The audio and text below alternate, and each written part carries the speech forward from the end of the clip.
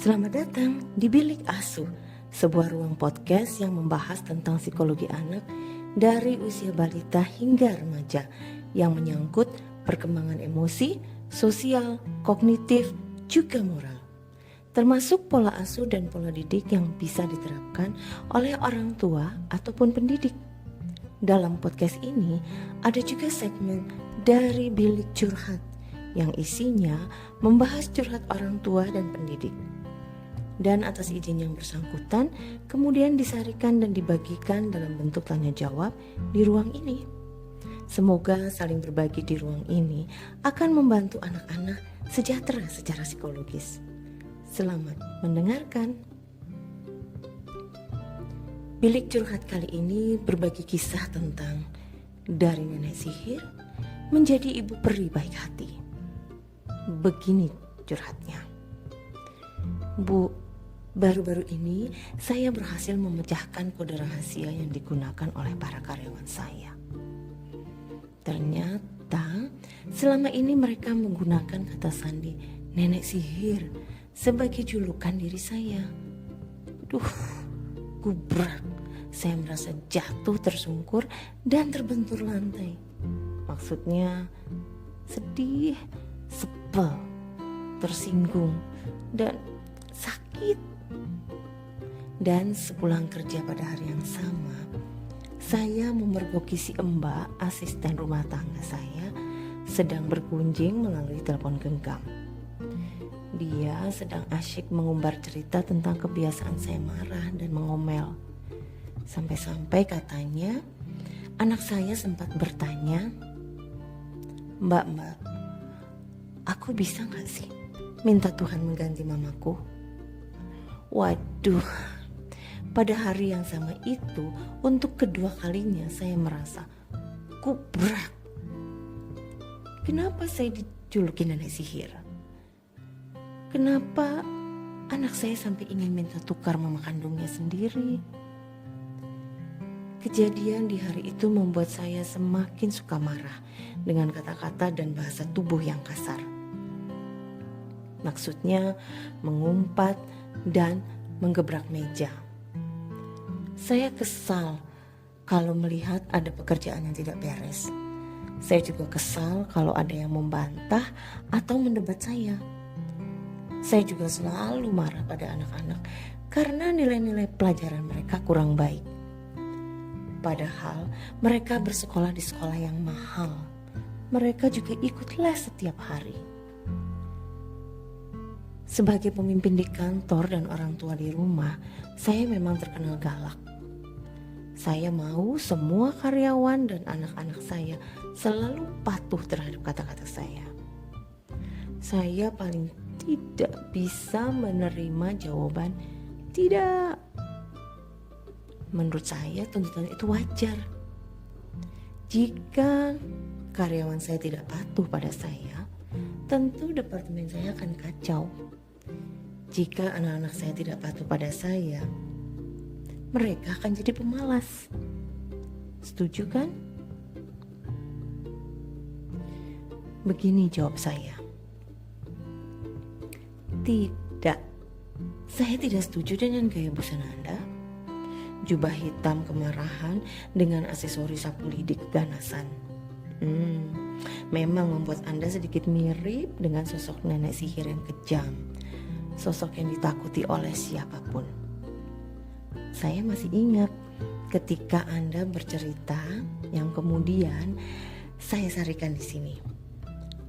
Anda tak henti-hentinya mengomel, bahkan berkali-kali menggebrak meja dan memukulkan gagang sapu ke lantai selama hampir 1 jam. Seru sekali. Dan kalau diperhatikan, ada 2 hal yang paling dominan dari cerita Anda. Pertama, kemarahan Anda yang begitu tebal membungkus diri Anda sebenarnya adalah hal yang paling manusiawi yang kita miliki sejak bayi. Tapi bukan berarti tanpa batas. Kemarahan dapat dipandang sebagai sebuah reaksi emosi yang paling mendasar, seperti halnya emosi takut dan senang. Reaksi emosi ini muncul sebagai sebuah respon terhadap kondisi deprivasi atau kekurangan sesuatu hingga menimbulkan rasa tidak nyaman. Contohnya, ketika bayi kekurangan cairan, dia akan merasa haus dan menjadi tidak nyaman, sehingga akan menjerit-jerit minta dipenuhi kebutuhannya. Kebanyakan orang tua tanpa disadari berkembang sampai dewasa dalam mekanisme semacam itu. Banyak dari para orang tua dan pengasuh membiarkan sang bayi menangis menjerit-jerit dulu, baru diberi minum atau makan. Padahal bayi yang kekurangan cairan akan menunjukkan kelesuan dan kegelisahan sebelum akan meledak menjadi jerit kemarahan. Kemarahan yang dipakai sebagai cara untuk mendapatkan pemuasan kebutuhan inilah yang membentuk mekanisme berperilaku seorang dewasa seperti Anda. Siapapun tentu tidak mau menyandang gelar nenek sihir terus-menerus. Setuju kan? Bagaimana caranya? Pertama, kenalilah reaksi dalam diri Anda sendiri. Ketika Anda mulai merasa gelisah karena laporan bulanan belum sampai di meja Anda, cepatlah datangi bawahan Anda untuk menanyakan kesulitannya dan membantunya mencari solusi agar pekerjaannya cepat selesai dengan benar. Hal ini sebenarnya serupa dengan ketika Anda merasa mulai lapar. Anda mencoba makan sedikit. Bandingkan dengan Anda menahan lapar dan ketika di kantin antrian sudah panjang, pasti uring-uringan. Ketika Anda melihat anak Anda masih asyik menonton televisi, padahal pekerjaan sekolah yang dibawa pulang belum dikerjakan, cobalah mengajaknya untuk membuka bukunya dan menawarkan bantuan untuk membantu mengajarinya. Jangan tunggu hingga pukul 10 malam, lalu mengamuk kepada sang anak karena pekerjaannya belum beres. Dengan cara tersebut, Anda tidak akan sempat mengalami rasa tidak nyaman yang berlebihan, sehingga tidak akan sempat mengumpat karena kesal atau menggebrak-gebrak meja karena marah.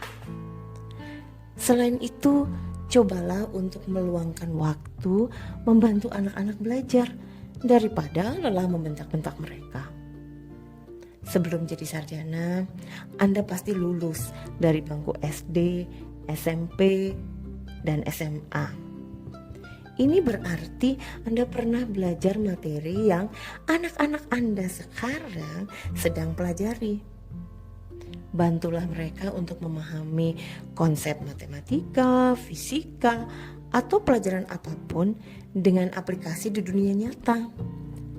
Istilah kerennya adalah situated cognition learning, di mana proses belajar menekankan pada konteks dan aplikasi, bukan hanya menghafal rumus dan teori. Jadi, misalkan si sulung sedang belajar fisika tentang teori tekanan dan gaya, di mana P sama dengan F per A. Salah satu konteksnya, tekanan berbanding terbalik dengan luas permukaan. Artinya, tekanan akan semakin besar jika luas permukaan semakin kecil dengan sejumlah gaya yang sama. Contohkan dengan paku. Ujung yang runcing akan punya tekanan lebih besar dan menembus dinding. Boleh juga diibaratkan dengan mulut. Jika seseorang tersenyum lebar, siapapun akan merasa senang dan hatinya terasa membesar. Tapi coba mulut tersebut meruncing, cemberut, plus kata-kata yang tajam. Pasti hati siapapun rasanya sakit, seperti tertembus paku. Atau untuk si bungsu, ketika belajar pembagian, ajaklah untuk membantu membagi udang atau ikan ke dalam beberapa kantong plastik untuk disimpan ke dalam kulkas. Seru kan? Kalau bawahan atau anak-anak terasa seperti membantah atau mendebat, Cobalah untuk memakai kacamata positif. Maksudnya, mungkin mereka cuma punya persepsi yang berbeda dengan Anda. Bayangkan cerita klasik tentang 3 orang buta bertemu seekor gajah. Orang buta pertama menyentuh bagian belalai. Lalu dia berpikir, oh, gajah itu adalah binatang yang panjang dan bisa meliuk-liuk. Orang buta kedua memegang bagian kaki. Wah, gajah itu ternyata seperti pilar, kokoh, tegak berdiri. Orang buta ketiga memegang bagian perut. Gajah itu seperti tembok ya. Nah, ternyata persepsi bisa beda-beda kan? Dan ketiga, orang buta tersebut tidak ada yang salah karena tergantung dari sisi mana mereka melihat. Dalam situasi seperti itu, anak-anak atau bawahan Anda rasanya lebih memerlukan empati daripada omelan atau mulut yang meruncing. Artinya, Anda mencoba merasakan apa yang mereka rasakan, juga melihat apa yang mereka pandang. Kedua, konsep diri yang kurang tepat pada diri Anda sebagai orang dewasa yang berperan sebagai pemimpin dan orang tua.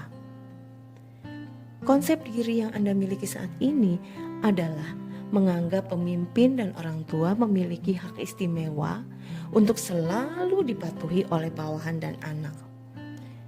Konsep diri ini cenderung mendapat dukungan dari nilai-nilai yang dianut dalam masyarakat kita. Kita semua pasti sering mendapat nasihat bahwa bawahan yang baik adalah yang selalu mau mendengarkan dan taat kepada sang pemimpin. Anak yang baik adalah yang selalu mendengarkan, patuh dan taat terhadap perintah orang tua. Betul.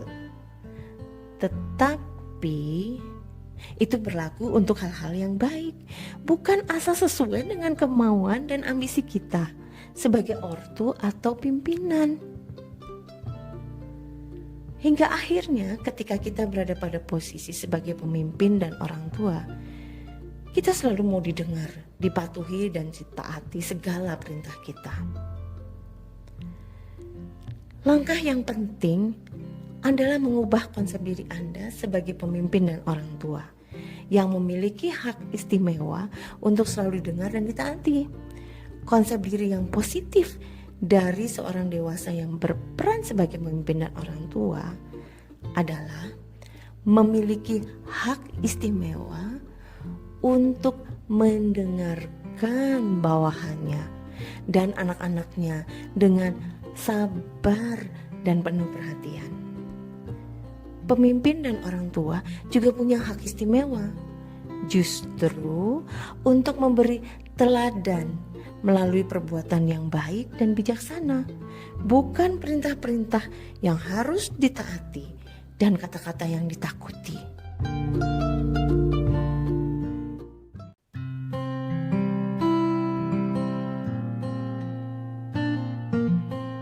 Kedua langkah tadi dapat membantu Anda untuk lepas dari julukan sang nenek sihir menjadi ibu peri baik hati. Selamat berubah ya.